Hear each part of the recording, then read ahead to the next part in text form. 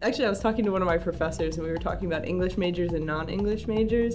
And the thing about English majors is that we feel like something's missing from our lives if we don't read or write or if we don't take English classes. Another professor I really like gave us so much encouragement, and he was so low-key you didn't even know that he was encouraging you until you thought about it. And he just suddenly made you feel like you could do anything. He gave us wings.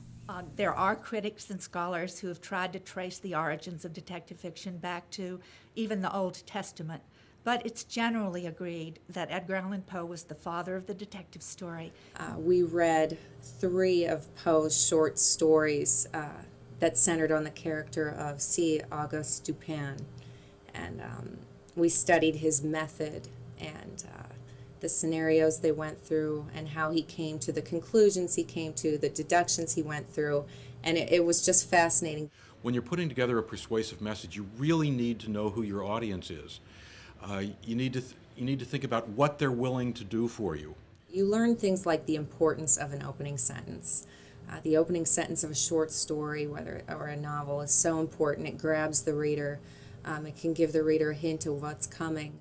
When a reader starts a story, they are entering another universe.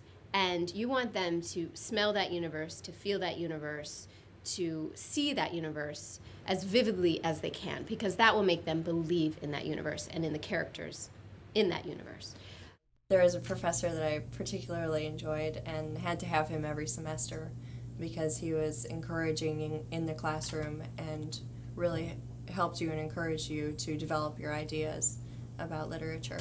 Why does it somehow feel like a guilty pleasure to be able to look at graphic novels and comics and comic strips as a form of storytelling? And when you begin to ask that question, the answers are fairly interesting because in the U.S., unlike other places like Europe and Japan, we've really decided that we want to constrain, or the market wants to constrain, our attention to certain things and to say, well, you're reading a novel now and you're looking at a movie now, and you shouldn't confuse those two things. But of course, one of the things that comics does is mix those two categories.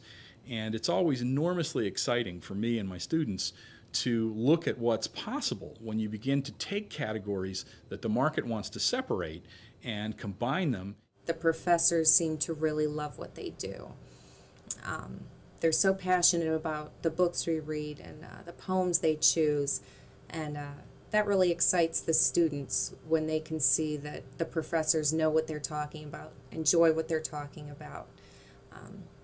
It really makes each book a pleasure to read. What Ulysses tells us, if we pay attention, is that he's ashamed of the treachery, the deceit, the skill, the ability to manipulate, which really is what finally did him in.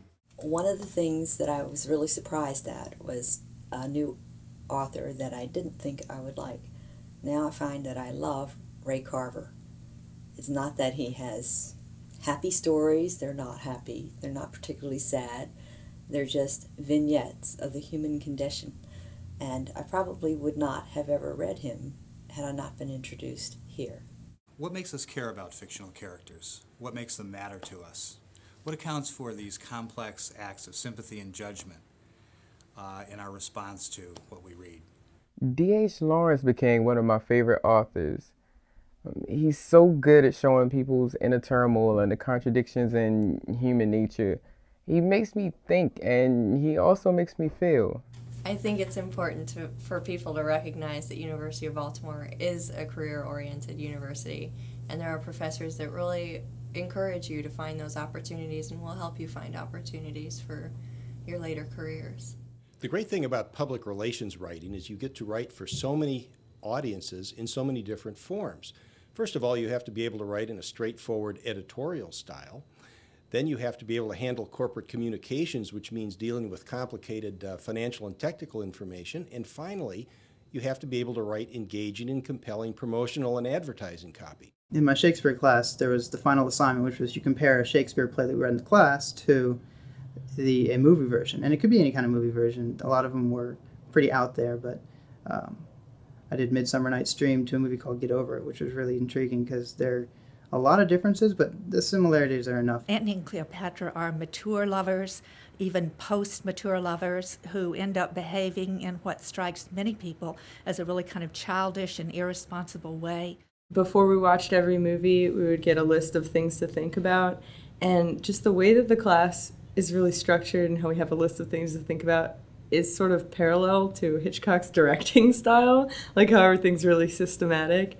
And I don't know if he did that on purpose, but it's kind of cool how that just works out like that. And in this way, Hitchcock perversely transfers our identification from Marion Crane to Marion Crane's murderer. You learn to read a story or a poem as the writer would.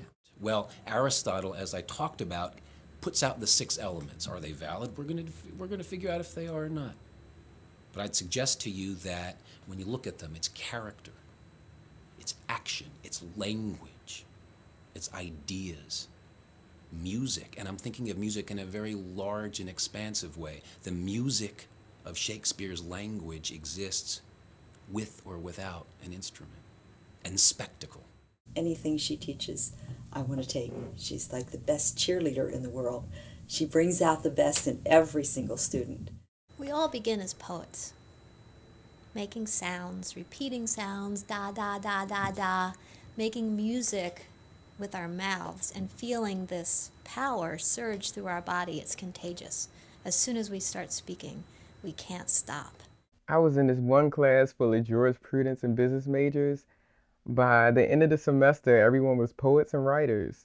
Poets, I think, are very much like that original relationship with language, where you can taste a word, you can feel a word, you can hear it, you can see it, you can smell it, you know the weight of it. Every single word matters to a poet. Everyone always came to class. It was just so interesting. Go to the first scene of True West. Go to the modern playwright. Go to the American Sam Shepard. What is the first thing in the script? And I don't mean the line. What is the first thing there? The sound of crickets. That's music. The sound of crickets. That is the West. I got a lot of insight as to what modern literature writers are doing, and it turned me on to a lot of books that I ended up reading over the summer. One of the things that's most important, I think, in the freelance writing game is to realize that creativity is not the most important thing. The most important thing is meeting the client's objectives, following the formats they want to use, being precise and accurate, and make sure that you proofread things, because precision and accuracy get you 95% of the way, and the creative flair is the other part in business writing. I learned to see what editors will look for when they receive mail. Everywhere from the cover letter to the content of the story. Heroism, it consisted of not giving up, no matter what. It didn't matter about winning. The true heroes fought even when they knew they were going to lose. And so we're going to look at the ways in which this conception of the hero plays out in The Lord of the Rings. We read hundreds of writers, and then we had to go through the editing process and eliminate writers. That was very hard. Language, when it's used by writers like these, doesn't merely communicate. It rouses and dismays and awakens us. It gives us a rich, intense experience in which we continually discover ourselves, learn what matters to us and why. If you're serious about literature and writing, UB is a great place to be. Let's roll up our sleeves. Let's get started.